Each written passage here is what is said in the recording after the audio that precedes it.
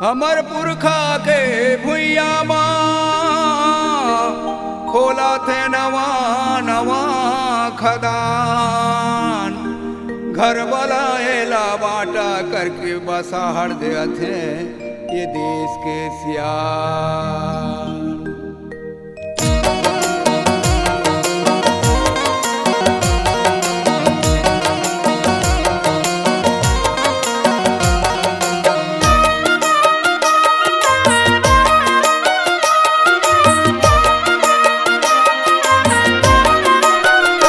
हमर भुइया हर नान नान बाट हो गगा।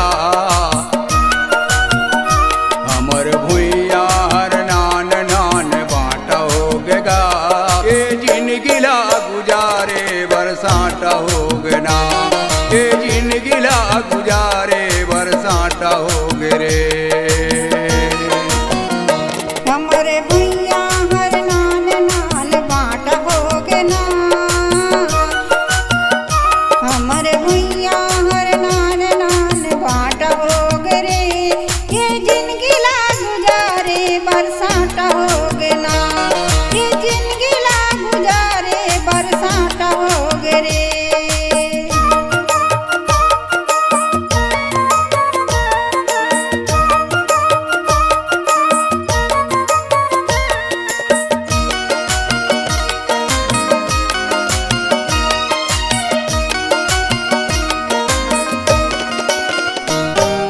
नान कन है गोलाबारी नान कन है तुरिया।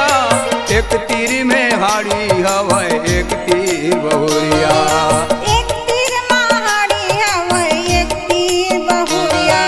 नान कन है गोलाबारी नान कन है तुरिया। एक तीर में हाड़ी हवै एक तीर बहुरिया। एक तीर महाड़ी हवै एक तीर बहुरिया।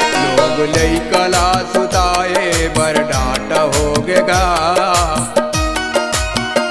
लोग लई कला सुताए बर डांट हो गना। ये जिनगिला गुजारे बरसात हो गे। ये जिनगिला गुजारे बरसात हो गे।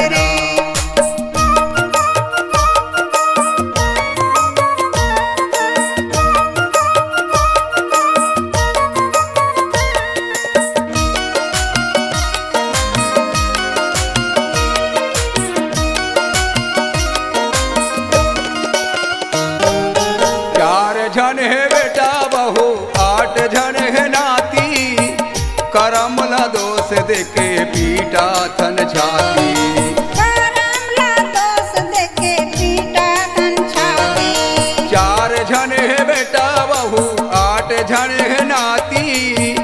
करम ला दोष देके पीटा थन छाती। करमला दोष देके पीटा थन छाती। दाई दादा घालो जियत ले कांटा हो गेगा। दाई दादा घालो जियत ले कांटा हो गना। ये जिनगिला गुजारे बरसात हो गे। ये जिनगिला गुजारे बरसात हो गे।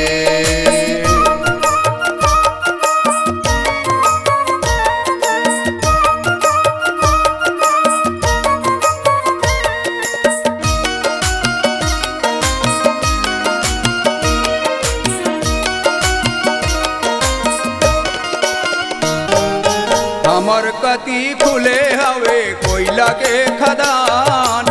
धुर्रमा सनावा थे खाए पिए के समान।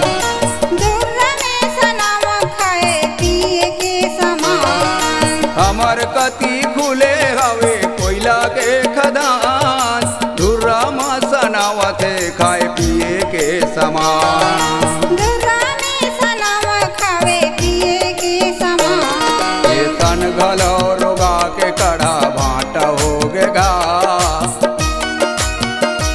ये तन घलो रोगा के कड़ा भाटा हो गना। ये जिनगिला गुजारे बरसात हो गे।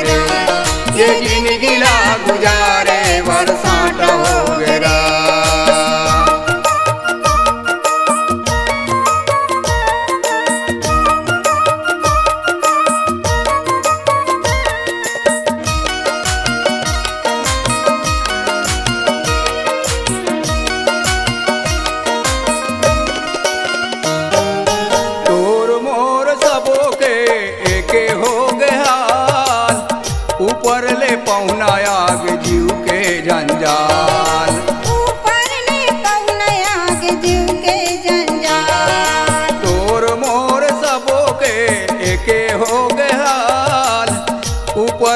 पहुना आगे जीव के जंजाल।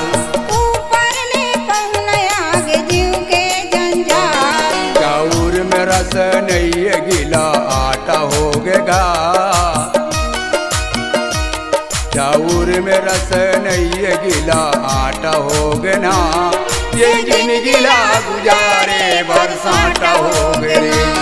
ये जिंदगी ला गुजारे बरसाता होगेगा।